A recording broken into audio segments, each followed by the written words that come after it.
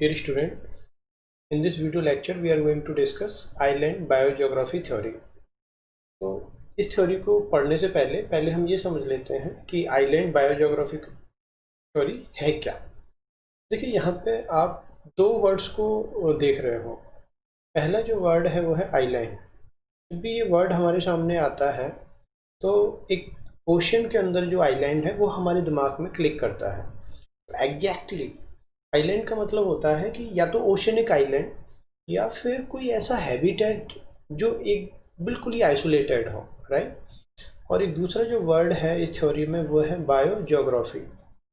Biogeography का मतलब होता है कि किसी भी स्पीसीज का ज्योग्राफिकल डिस्ट्रीब्यूशन, कि वो किस तरीके से एक पर्टिकुलर एरिया के अंदर डिस्ट्रीब्यूटेड है। ये जो थ्योरी है island biogeography theory Robert MacArthur and Edward Wilson के द्वारा प्रपोज की गई थी। इस थ्योरी के थ्रू हम ये बताते हैं कि कोई भी अगर आइलैंड है या फिर कोई एक ऐसा एरिया है जो बिल्कुल ही आइसोलेटेड है, जहाँ पे बहुत ज़्यादा फ्रिक्वेंटली जो है ऑर्गेनिज्म या स्पीसीज माइग्रेट नहीं कर रही हैं, तो इस तरीके के जो आइसोलेटेड हैबिटेट होते हैं या ओशनिक आइलैंड हैं, उनके अंदर स्पीसीज का डिस्ट्रीब्यूशन किस तरीके से है उसको ये थ्योरी एक्सप्लेन करती है। इसको अगर सिंपल शब्दों में अगर हम ये कहें तो जैसे एक ओशियन है, ओशियन के अंदर ये मान लो एक आइलैंड है, राइट। ये एक आइलैंड है और यहाँ पे मान लो एक कोई कंट्री है, बड़ा कोई कंट्री है। जैसे ये कंट्री कोई जापान है, तो जापान के पास बहुत सारे आइलैंड हैं।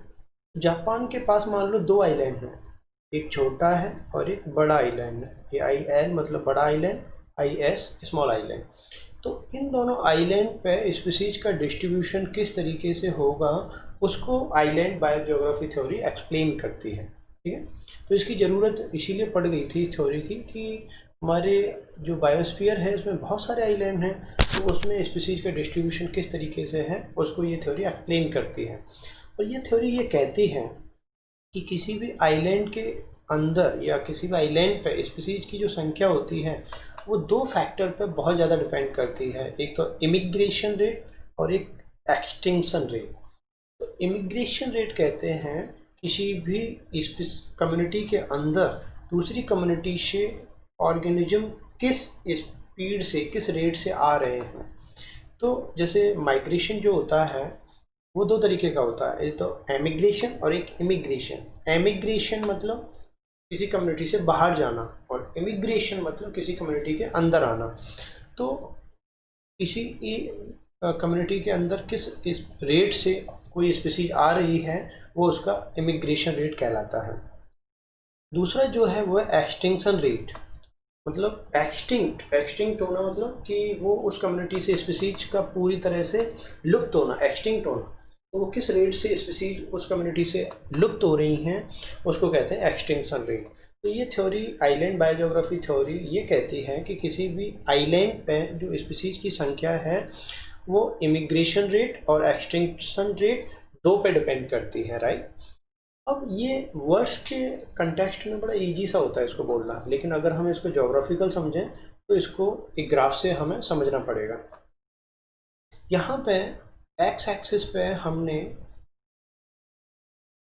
नंबर ऑफ स्पीसीज को ले लिया, ये हमारा एक्स एक्सिस हो गया।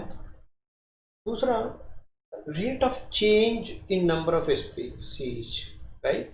तो नंबर ऑफ स्पीसीज का जो ग्राफ जब हम प्लॉट करते हैं रेट के साथ कि नंबर ऑफ स्पीसीज में जो चेंज आ रहा है वो किस रेट से आ रहा है, राइट। देखिए दोनों एक्स और वाई एक्सिस दोनों अलग अलग चीज़ है, दोनों ही नंबर ऑफ स्पीसीज का डेटा है, लेकिन एक्स एक्सिस पे हम नंबर ऑफ स्पीसीज ले रहे हैं और वाई एक्सिस पे हम रेट ले रहे हैं कि किस रेट से वो चेंज हो रही है, राइट।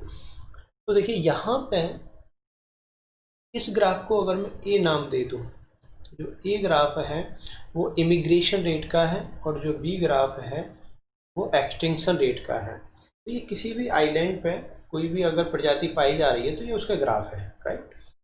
अब इस ग्राफ को ध्यान से स्टडी कीजिए।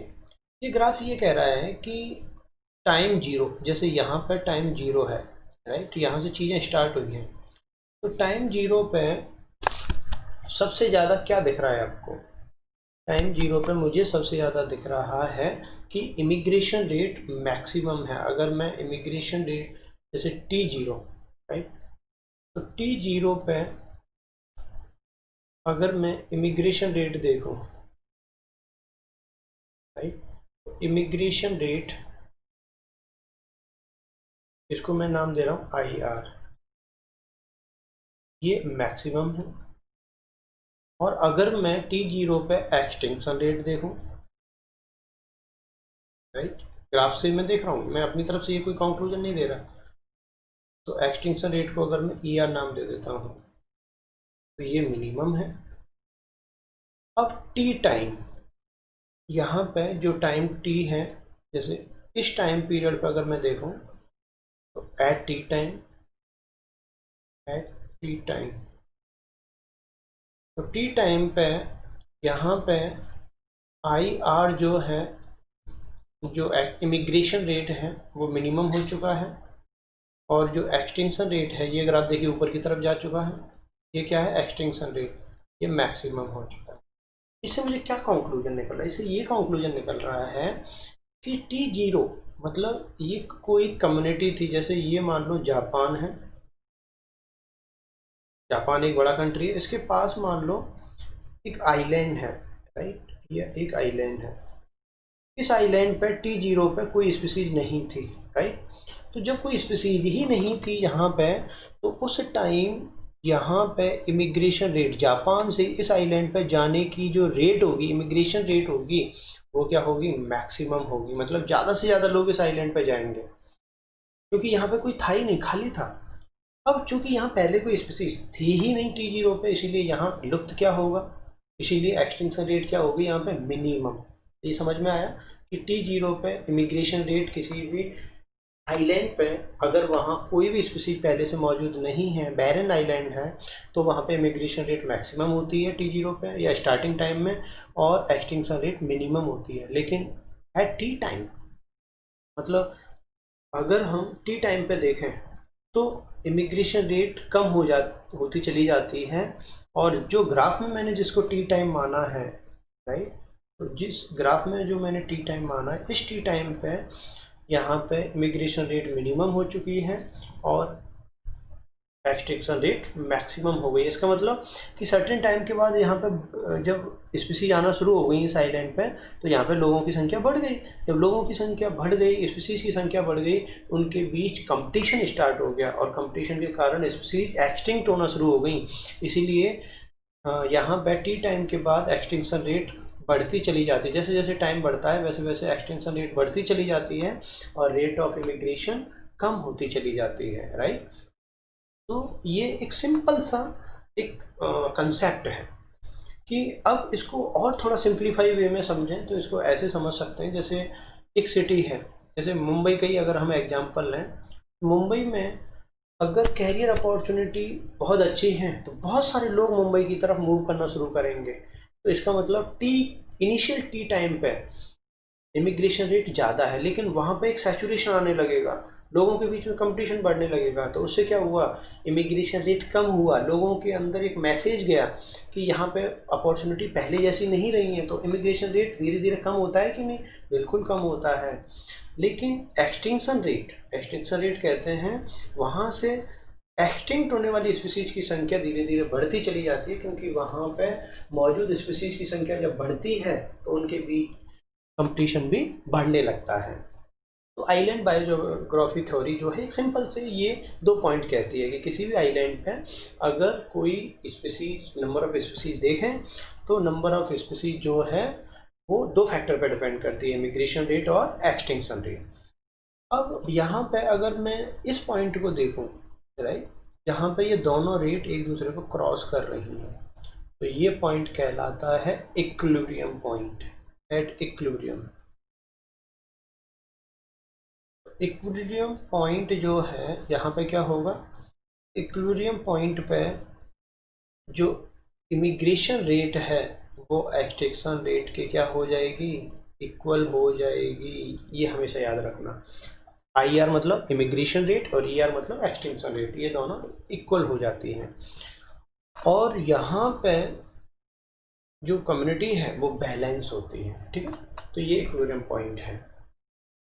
अब जो है क्वेश्चन ये उठता है कि ठीक है चलो भाई, हमने मान लिया कि आइलैंड जो है वो, उसमें इमिग्रेशन रेट और एक्सटिंक्शन रेट जो है वो आइलैंड पे मौजूद स्पीसीज की संख्या को डिसाइड करती हैं।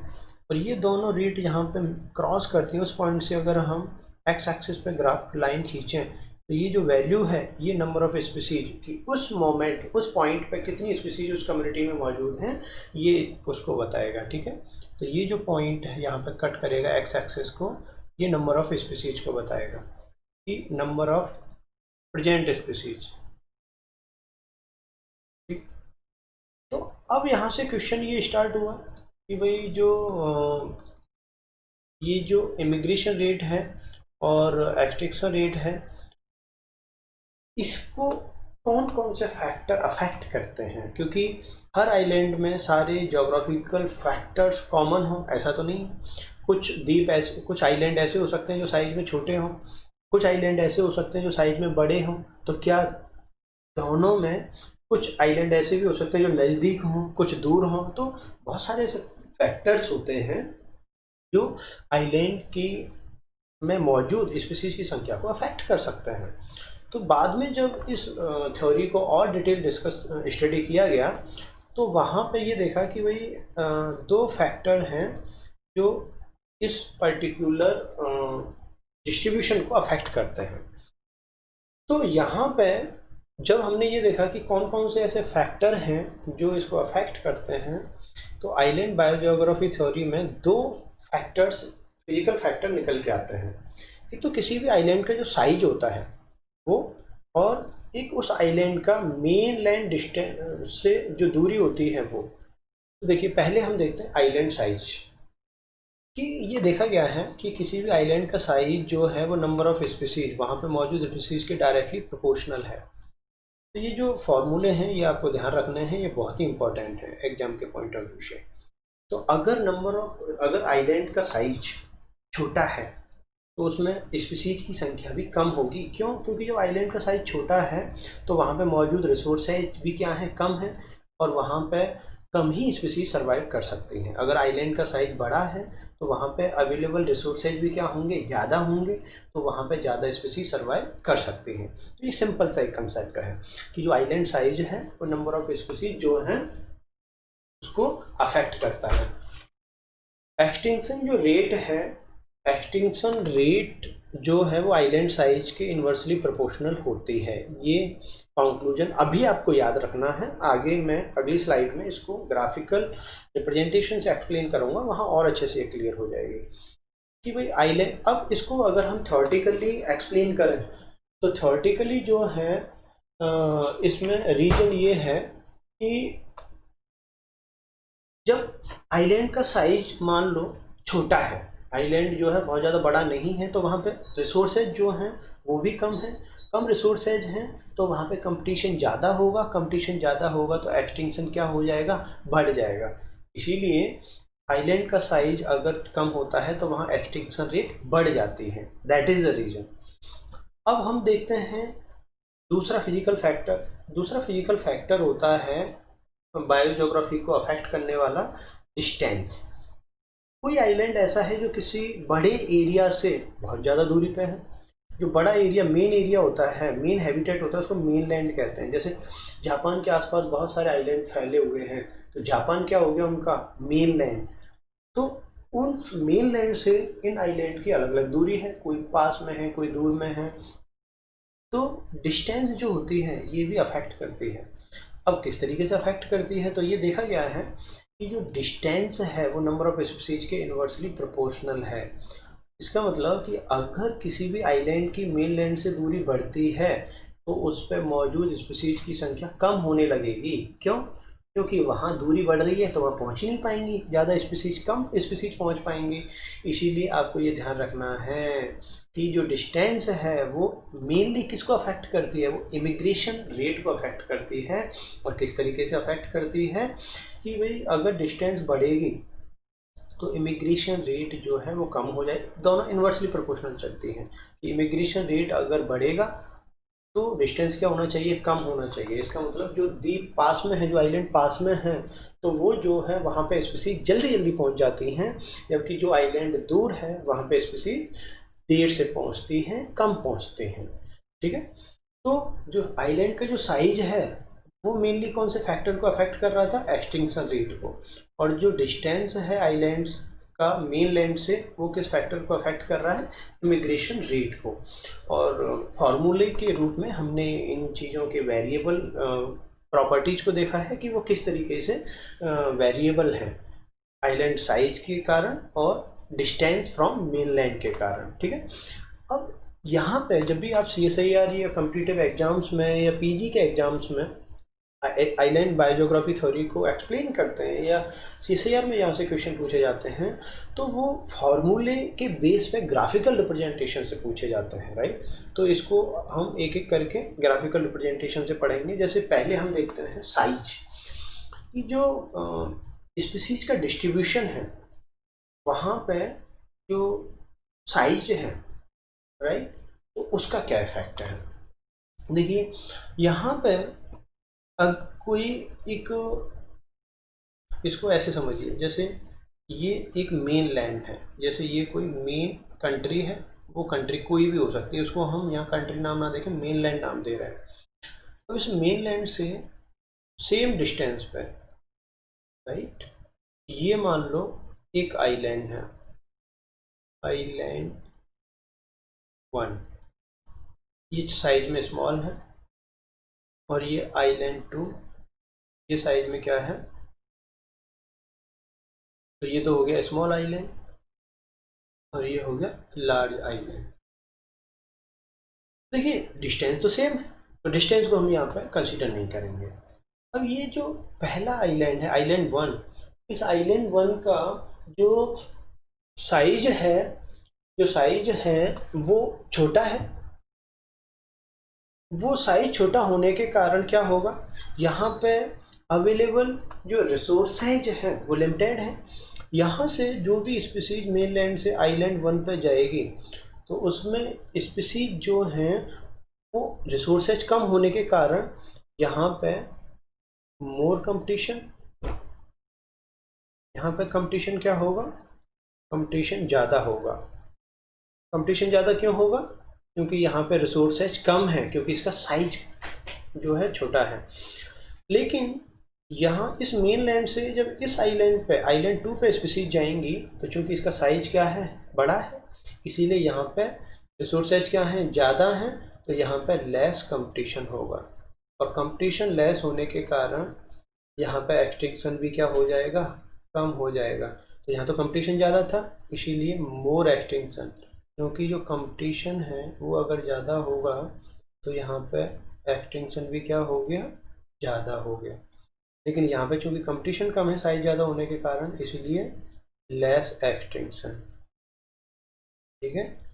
तो ये एक रिलेशनशिप यहाँ से हमें समझ में आया कि भाई जो साइज है वो इस तरीके से एक्सटिंक्शन रेट को अफेक्ट करता है। अब ग्राफ में देखो, यहाँ ग्राफ में अगर हम देखें तो ये जो डार्क ब्लैक कलर लाइन यहाँ पे शो की गई है, ये जो है इमिग्रेशन रेट को शो कर रही है। ठीक है। तो चूंकि दोनों सेम डिस्टेंस पे हैं, इसीलिए इमिग्रेशन जो है वो क्या होगा, सेम होगा। इसीलिए इमिग्रेशन दोनों ही आइलैंड के लिए ग्राफ सेम मिलेगा, इसलिए वो डार्क हो गया है। ठीक है। तो क्योंकि दोनों की डिस्टेंस क्या है, सेम है। लेकिन अगर हम एक्सटिंक्शन रेट को देखें, तो ये दोनों दो अलग अलग लाइन खींची गई हैं, ये एक्सटिंक्शन रेट की हैं। ये किसकी हैं, एक्सटिंक्शन रेट की। अब एक्सटिंक्शन रेट दोनों का डिफर होगा, क्यों, क्योंकि जो स्मॉल आइलैंड है उस पर एक्सटिंक्शन रेट फास्ट होगा, इसीलिए इसका स्लोप ज़्यादा हो गया है। क्योंकि जो लार्ज बड़ा आइलैंड है उसका एक्सटिंक्शन रेट कम होगा, क्यों होगा ये मैं यहाँ पे एक्सप्लेन कर चुका हूँ। अब देखिए जो स्मॉल आइलैंड है वो यहाँ पे इस लाइन को जहाँ पे कट करेगा वो इक्विलिब्रियम पॉइंट कहलाएगा, राइट। तो जो स्मॉल आइलैंड है वो इक्विलिब्रियम को पहले मिल जाता है, राइट। और जो लार्ज आइलैंड है वहाँ पे इक्विलिब्रियम बाद में एस्टेब्लिश होता है, ये आपको ध्यान रखना है। अब यहाँ पे स्मॉल आइलैंड में इक्विलिब्रियम पहले बन गया है, इसका मतलब इक्विलिब्रियम में वाले पॉइंट से अगर एक्स एक्सिस पे देखें तो ये स्पीसीज की संख्या को दिखाएगा।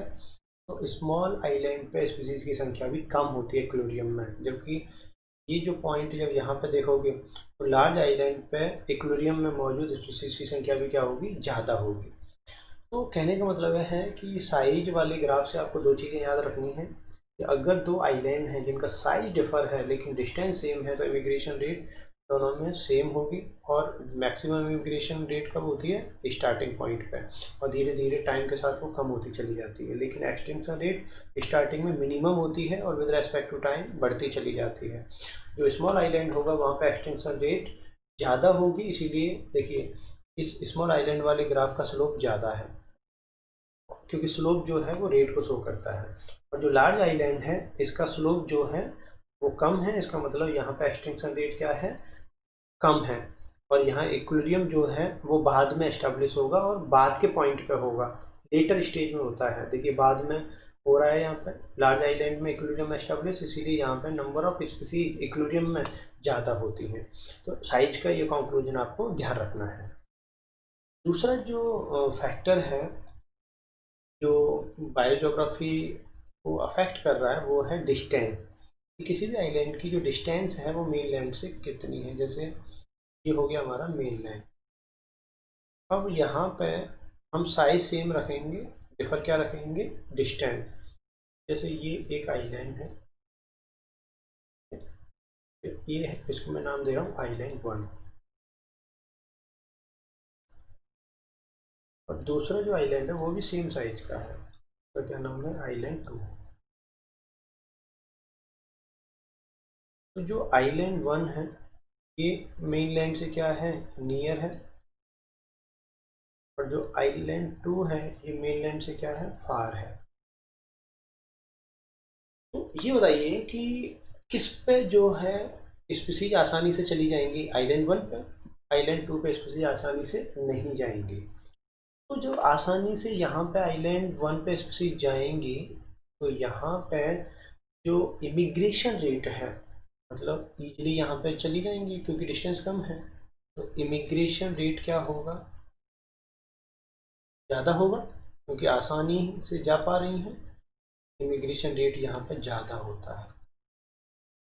और ये मैंने बताया था कि जो डिस्टेंस होता है वो एक्सटिंक्शन रेट को उतना अफेक्ट नहीं करता, इमिग्रेशन रेट को ज़्यादा अफेक्ट करता है। और यो जो आइलैंड 2 है यहाँ पे इमिग्रेशन ये दूर है तो यहाँ आसानी से नहीं जा पाएंगे, तो यहाँ पे इमिग्रेशन जो रेट है वो क्या होगा, कम होगा, यहाँ पे स्पीसीज कम आ पाएंगे। तो यहाँ पे जब इस इमिग्रेशन रेट ज़्यादा है तो इमिग्रेशन का जो कर्व है, राइट, वो अगर हम बनाएं तो देखिए यहाँ पे क्योंकि साइज तो सेम है, जब साइज सेम है तो कंपटीशन क्या रहेगा, सेम रहेगा, राइट। देखिए जब जो आइलैंड नियर है तो यहाँ पे नियर आइलैंड का इमिग्रेशन, ये जो यहाँ पे रेट ऑफ इमिग्रेशन का जो हमने ग्राफ बनाया, तो रेट ऑफ इमिग्रेशन में हमें नियर आइलैंड का जो रेट ऑफ इमिग्रेशन है, ये वाले दोनों जो ग्राफ हैं ये इमिग्रेशन रेट के, ये किसके ग्राफ हैं, इमिग्रेशन रेट के। तो इमिग्रेशन रेट जो है ये नियर आइलैंड जो पास में आइलैंड होता है उसमें ज़्यादा है, इसका मतलब वहाँ से जल्दी ज़्यादा स्पीसीज आइलैंड पे जाएंगी मेनलैंड से। लेकिन जो दूर है आइलैंड वहाँ से स्पीसीज उतनी तेज़ी से नहीं जाएंगी, इमिग्रेशन रेट फार आइलैंड पे कम होगा। अब ये जहाँ पे काटेंगे वो इक्विलिब्रियम पॉइंट होगा, तो फार आइलैंड जो है वहाँ पे इक्विलिब्रियम जल्दी आ जाएगा, जबकि जो नियर आइलैंड है वहाँ पे इक्विलिब्रियम बाद में आएगा। ठीक है, तो इसका मतलब जो नियर है आइलैंड वहाँ पे इक्विलिब्रियम बाद में आएगा और इक्विलिब्रियम पे मौजूद स्पीसीज की संख्या भी क्या होगी, ज़्यादा होगी। जबकि जो दूर है आइलैंड वहाँ पे इक्विलिब्रियम में मौजूद स्पीसीज की संख्या क्या होगी, कम होगी, क्योंकि वो पहले काट रहा है।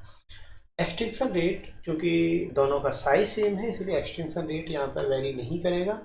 ये वाला जो ग्राफ है ये एक्सटिंक्शन रेट का है, क्योंकि मैंने बताया था कि जो साइज होता है वो मेनली एक्सटिंक्शन को ज़्यादा अफेक्ट करता है। चूँकि यहाँ साइज दोनों का सेम है इसलिए साइज सेम होने के कारण यहाँ पे जो है दोनों ही जो आइलैंड हैं उनमें एक्सटिंक्शन रेट में बहुत ज़्यादा वेरिएशन नहीं मिलता है।